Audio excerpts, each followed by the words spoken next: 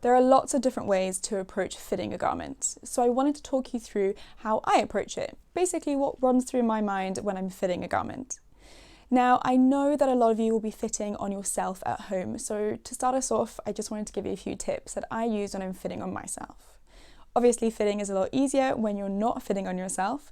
If you have got a sewing buddy or someone who can help you, then that would be option number one. But if you don't, the hardest part of fitting on yourself is fitting the back of your garment. So my number one tip is do not twist around, don't move your body in weird ways, because that's going to make your garment sit in a strange way, right? So what you want to do is set your phone on a self timer and stand with your back square to your garment. You don't want to twist around in any weird, wonderful way.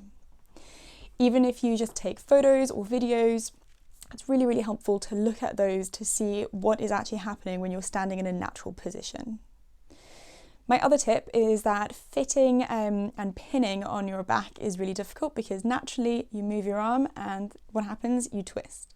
So what's sometimes helpful is to actually take your photograph, do your video, whatever, try and assess what's happening there, and then take your garment off and pin out how much you think you need to pin out, or slash in how much you need to pin or slash in. Then you want to put your garment back on and test it again. Redo that process with your camera to check what's really happening there.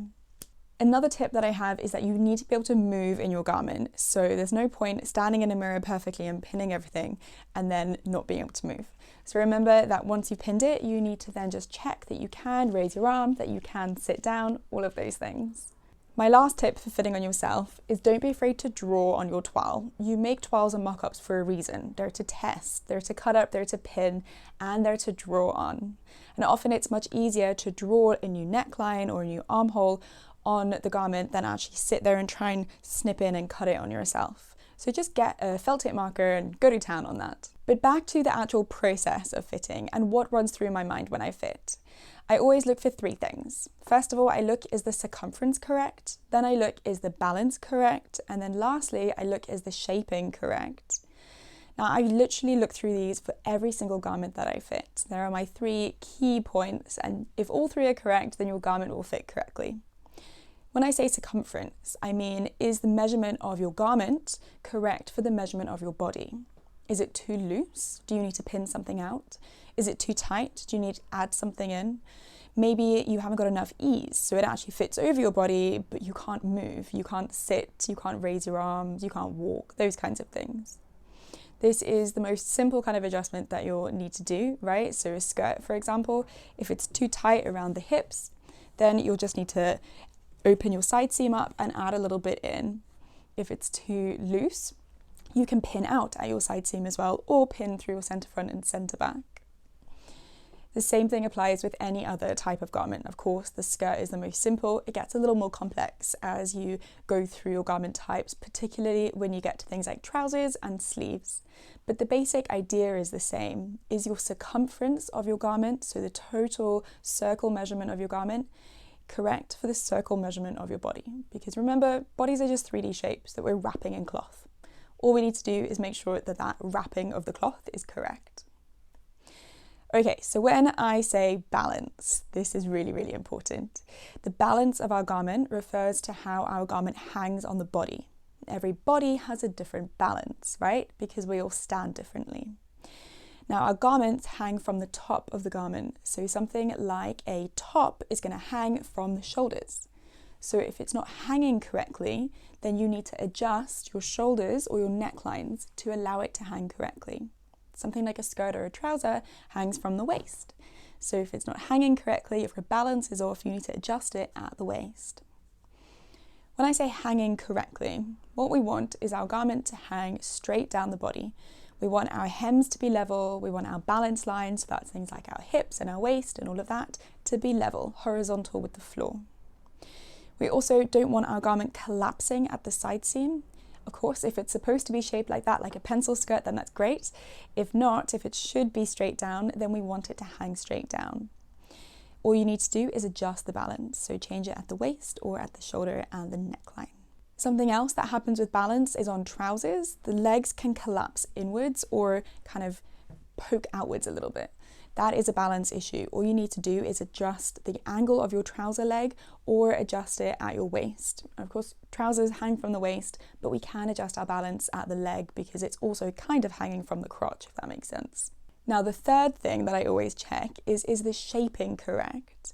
And this is where most people tend to jump first rather than checking the balance and the circumference.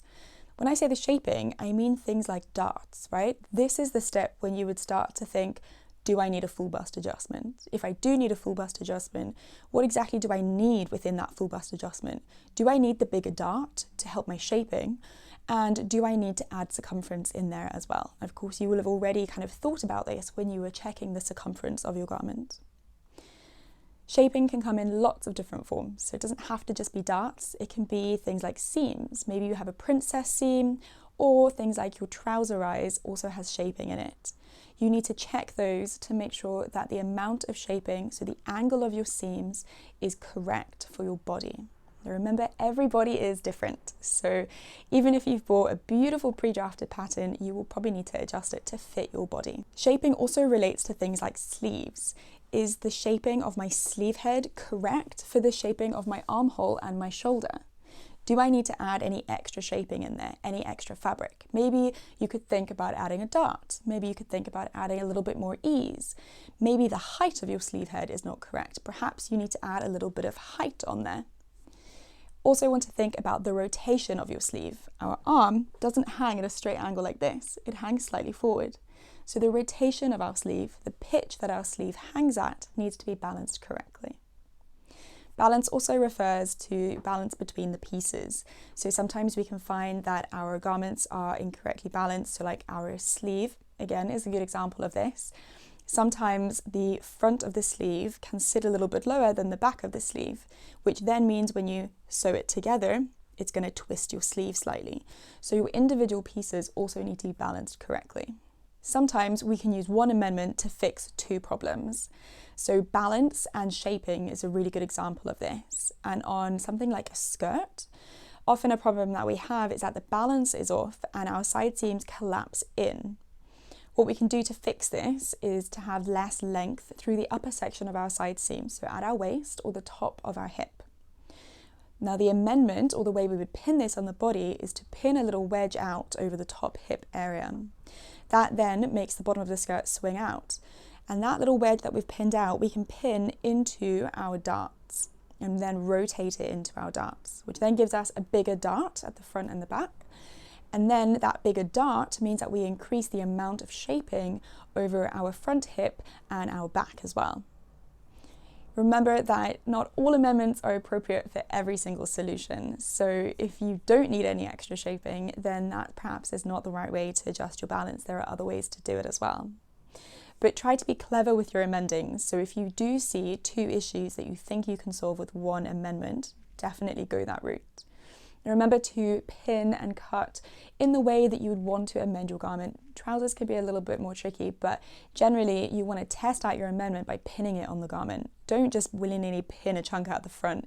Actually pin where you're going to take that. And try to test out your amendments on your garment. So things like trousers, rises is a really good example. You can stitch in your new rise shape and unpick your old one and trim into it, and then put your garment back on. There are lots of things that you can do with fitting, but it is super organic. It's really, really hard to look at a picture of a garment and be like, you need a full bust adjustment or you need a full thigh adjustment. It doesn't really work like that. I have yet to meet anyone who has that special ability. You can take an educated guess, of course, but you're never going to know exactly how much if you don't get stuck in there and pin and snip into your garment.